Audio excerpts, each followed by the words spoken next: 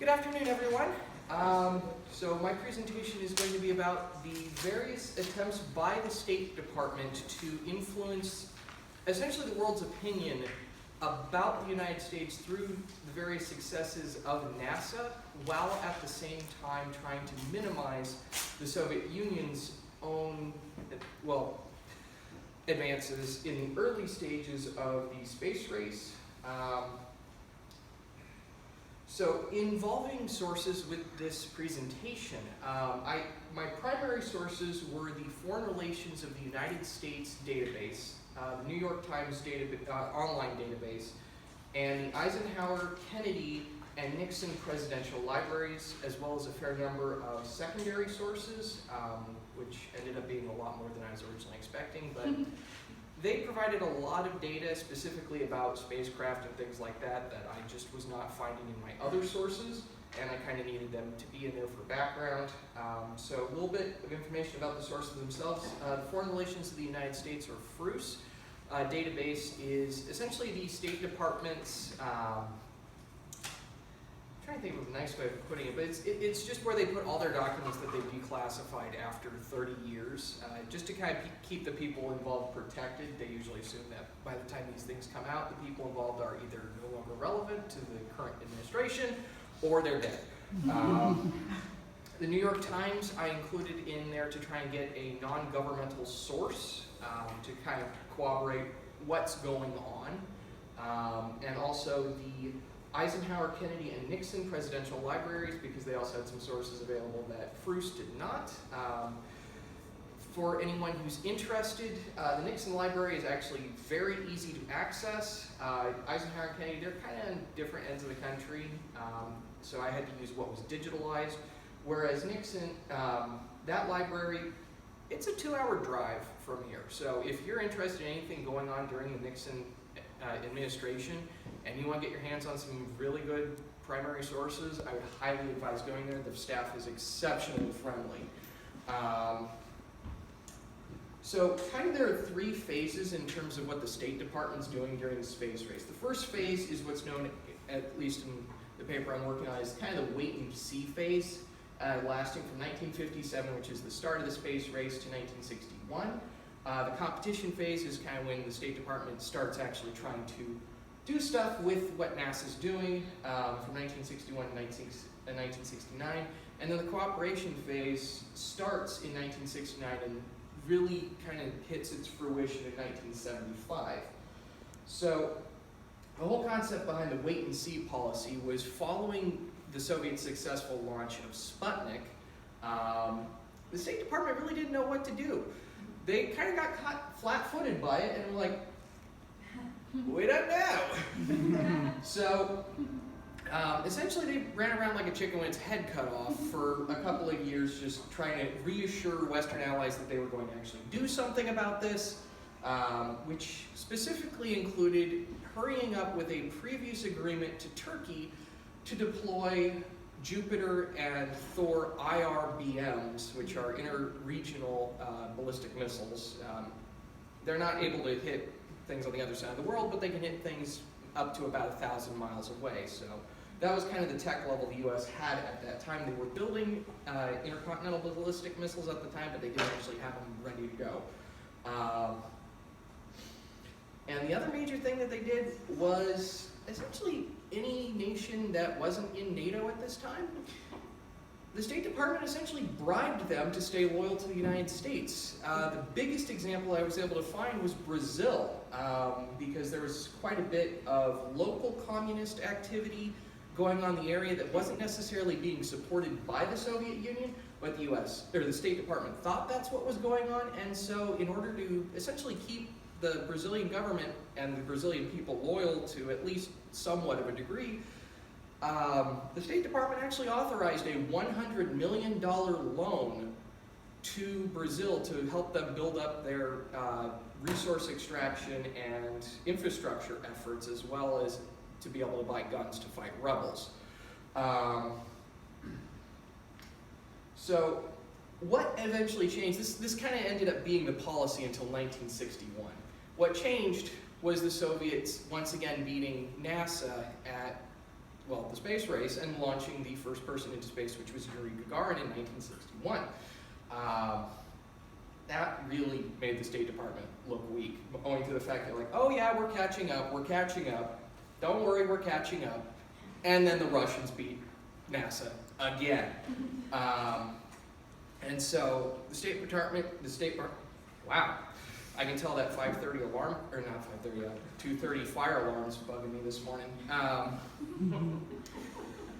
So essentially what happened is the State Department is going back into panic mode, going, oh my gosh, what do we do? Luckily for them, NASA was able to respond very rapidly by launching Alan Shepard just over a month later into space. While his actual achievement in terms of technology wasn't that great, it was a 15-minute flight rather than an actual orbital flight, it still gave the State Department something to actually work with. And so starting in 1961, the department decided, okay, what we're going to do is we're going to take what we have and try and sell it to the world. So the first decision was, okay, what do we have that we can send abroad? Well, we've already got the United States Information Agency, which was essentially an organization that the State Department used for just kind of public relations situations, so just kind of displaying US artifacts, tours, all sorts of other stuff to try and improve the US's image in the world. So they were like, okay, what do? Let's take the USIA, let's give them these space capsules. And so they're like, okay, they start sending these tours out with the space capsules. Now, in response to this, the Soviets actually sent Yuri Gagarin himself out to the world to try and essentially one-up the State Department. And the State Department was like, okay, so how do we respond? Well, at the time, they only had Alan Shepard, and they didn't want to send him around, and I quote, like a trained SEAL to the world, and just, because he was the only one that the State Department had, and since they have to catch up, they need every advantage they have, so they decide, instead, we're keeping Shepard at home, help with the other Mercury astronauts. 1963 rolls around, NASA's finally caught up to the Soviet Union in terms of technology, launching, why am I having this brain fart? Okay. But they start sending John Glenn on tours around the world and actually kind of one-up the Soviets by essentially offering to send him to Russia to do a tour there. And they basically know the Russians are going to say no, but this was actually a ploy to kind of mess with the Russians. This pattern of sending tours and other exhibits and things like that abroad kind of continues through to Apollo 11. Now, Apollo 11 was going to be the big finisher for the State Department. They were going. The decision was made that since this was going to be the landing on the moon, they needed to make this the biggest event that they possibly could.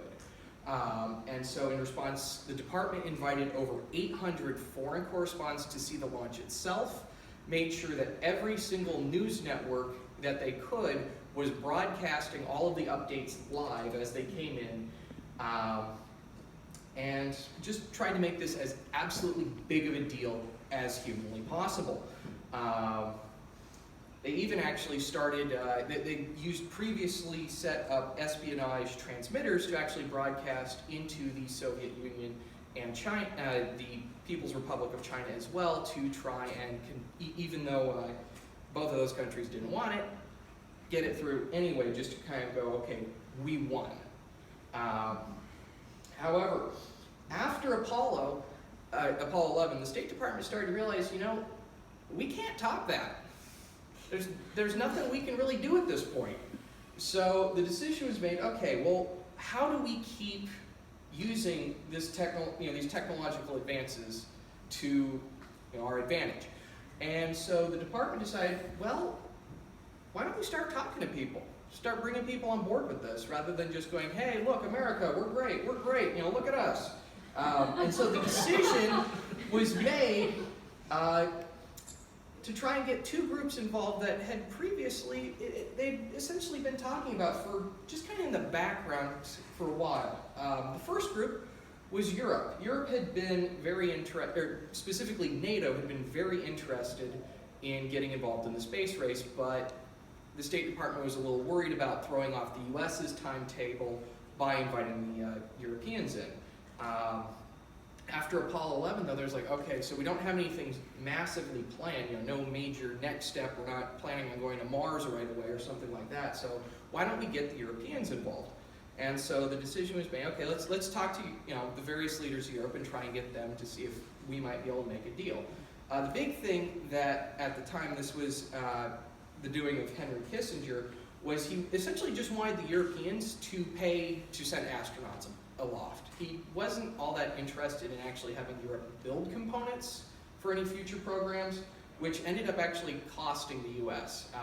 Originally, there were negotiations going on for what was going to be the space transportation system, more commonly known as the Space Shuttle. Essentially, Kissinger was trying to get Europe to pay, or help pay about 10%, I think it was about $100 million, towards the shuttle system, but Europe didn't want to just pay. They wanted to actually build their own industries and help build the space shuttle, but Kissinger was not having any of it, and the result was actually a general breakdown of negotiations between the various European heads of state and the State Department, except for one. West Germany decided to keep with it. And so, as a result, the negotiations were eventually made that West Germany would actually help build one of the replaceable modules that would be placed into the space shuttle, which is more commonly known as Skylab. And as a result, West Germany was the first had the first European astronaut that wasn't from the Eastern Bloc go into space in I think it was 1983. The other negotiation that was going on was with the Soviet Union. Now this is a little more famous. This is the negotiations that actually led up to the Apollo-Soyuz program, and eventually saw the introduction of détente as a major factor in space. So in conclusion, the State Department is still kind of doing the same cooperation tactics that it's been using since about 1975. Its major heyday was actually with the space shuttle, owing to the fact that it could carry up to 10 astronauts or cosmonauts on board, and you only needed 2 pilots, so you could have 8 people who were specialized in something that wasn't flying the craft. So you didn't have to have nearly as specialized personnel. So the U.S. could essentially improve relations with, the State Department could work on improving relations with another country by inviting one of their astronauts to come aboard the space shuttle, and eventually helping to build the International Space Station. If someone was to essentially start another space race, I wouldn't be surprised if we see the State Department falling back on its competition tactics. But I think for the near future, I think the State Department is going to continue to try and improve relations, especially once we start getting the new Dragon capsules and all the other privately built and contracted capsule craft into action. Thank you very much.